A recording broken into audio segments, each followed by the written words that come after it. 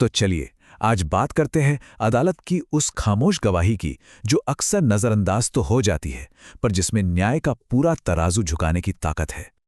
चलिए एक scene imagine करते हैं। एक गवाह कटघरे में खड़ा है। जज की नजरें एकदम उस पर टिकी हैं। पर सवाल यह है कि जज साहब असल में देख क्या रहे हैं? क्या वो सिर्फ गवाह के बोले गए शब्दों को सुन रहे हैं या फिर कुछ और भी है? तो इसका जवाब है नहीं, बिल्कुल नहीं। एक जज की नज़र शब्दों से कहीं कहीं आगे तक जाती है। वो दरअसल कुछ ऐसा देख रहे होते हैं जो बोला तो नहीं जाता, लेकिन हाँ, कह बहुत कुछ जाता है। तो चलिए सबसे पहले यही समझते हैं कि ये शब्दों के परे की दुनिया है क्या, जिस पर अदालत की इतनी पैनी नज़र होती है। देखिए, होता क्या है कि हर गवाह एक ही वक्त में दो कहानियां सुना रहा होता है। हाँ, दो। एक कहानी तो वो है जो वो अपने मुंह से, अपने शब्दों से बयां कर रहा है, लेकिन एक दूसरी कहानी भी चल रही होती है और वो कहानी उसके हाव भाव, उसकी बॉडी लैंग्वेज सुनाती है। और मजे की बात यह है कि ये कोई साइकोलॉजिकल थियरी नहीं है कि बस ऐसे ही कह दिया। नहीं, हमारे कानून में बाकायदा इसका जिक्र है। तो चलिए देखते हैं कि कानून जजों को इस बारे में क्या आदेश देता है। तो देखिए, भारत का जो नया क्रिमिनल कोड है, भारतीय नागरिक सुरक्षा संहिता 2023, उसका सेक्शन 315 जजों को एक बहुत खास जिम्मेदारी देता है। ये सेक्शन कहता है कि जब कोई जज किसी गवाह का बयान दर्ज कर रहा हो तो उसे सिर्फ बयान ही नहीं लिखना है, उसे गवाही के दौरान गवाह के डिमीनर यानी उसके आचरण पर भी अपनी टिप्पणी लिखनी होगी, खासतौर पर तब जब उन्हें वो जरूरी लगे। तो इसे आसान भाषा में समझें तो जज की ड्यूटी के दो हिस्से हो गए। पहला, गवाह ने जो कहा यानी जो सबूत दिया उसे रिकॉर्ड करो, और दूसरा, गवाही के वक्त गवाह का बर्ताव कैसा था, उसका आचरण कैसा था, उस पर भी एक नोट बनाओ। ठीक है, तो कानून ने ये शब्द तो इस्तेमाल कर लिया, आचरण या डिमीना, पर इसका असली मतलब क्या है? मतलब अदालत की नज़र में इसमें क्या क्या शामिल होता है? चलिए इसी को समझते हैं। तो देखिए, इसकी परिभाषा कुछ ऐसी है।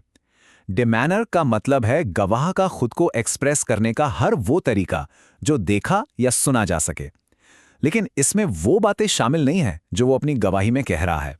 दूसरे शब्दों में ये इस बारे में है कि कैसे कहा गया, ना कि क्या कहा गया। ये बहुत बड़ा फर्क है।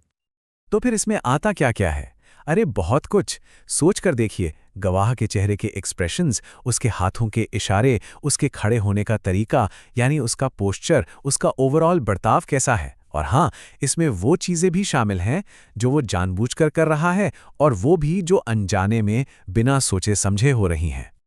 अच्छा, ये सब तो ठीक है, लेकिन सबसे बड़ा सवाल अब आता है, अदालत में इस डिमीनर का कानूनी वजन कितना है? क्या इसे अपने आप में एक सबूत माना जा सकता है?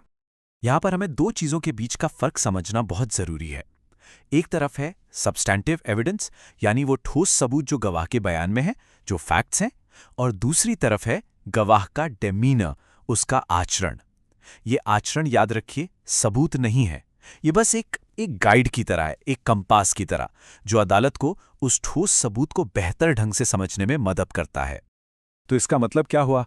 मान लीजिए कोई गवाह घबराया हुआ दिख रहा है या बोलते हुए हिचकिचा रहा है, तो क्या ये उसके झूठे होने का सबूत है? जवाब है बिल्कुल नहीं।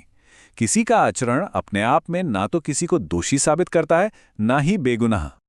कानून इसके लिए एक बहुत ही सटीक फ्रेज इस्तेमाल करता है। वो इसे कहता है विवादों के निपटारे में एक मूल्यवान मार्गदर्शन। इन शब्दों पर ध्यान दीजिए, मूल्यवान मार्गदर्शन। ये एक नक्शे की तरह है, मंजिल की तरह नहीं। नक्शा आपको रास्ता दिखाता है, पर वो खुद मंजिल नहीं होता है ना। तो इसका असली मकसद बस इतना सा है कि अदालत को यह समझने में मदद मिले कि गवाह के शब्दों पर कितना भरोसा किया जा सकता है। ये एक तरह से उसकी क्रेडिबिलिटी, उसकी विश्वसनीयता को आंकने का एक जरिया है। तो ये सारी बातचीत हमें कहाँ ले आती है? ये हमें गवाही के एक ऐसे पहलू पर ले आती है जो कहने को तो खामोश है, पर जिसकी आवाज बहुत बहुत बुलंद है। ये जो गवाह का आचरण है ना, ये वो कहानी है जो एक गवाह बिना एक भी शब्द बोले सुना जाता है, और कभी-कभी ये कहानी उसके बोले गए शब्दों के पीछे की सच्चाई की एक झलक दे जाती है। तो चलिए इस पूरी बातचीत को 4 जरूरी पॉइंट्स में समेट लेते हैं। नंबर 1, नया कानून अब जजों के लिए गवाह के डिमीनर को रिकॉर्ड करना जरूरी बनाता है। नंबर 2, ये डिमीनर या आचरण असल में नॉन वर्बल कम्युनिकेशन है, यानी बिना शब्दों की बातचीत। नंबर 3, और ये सबसे जरूरी है, ये अपने आप में कोई सबूत नहीं है। और नंबर 4, ये सिर्फ एक गाइड है, एक टूल है जो अदालत को सच तक पहुंचने में मदद करता है। और आखिर में एक सवाल है जिस पर हम सब सोच सकते हैं। न्याय आखिर कितना इस बात पर निर्भर करता है कि क्या देखा गया और कितना इस पर कि सिर्फ क्या सुना गया।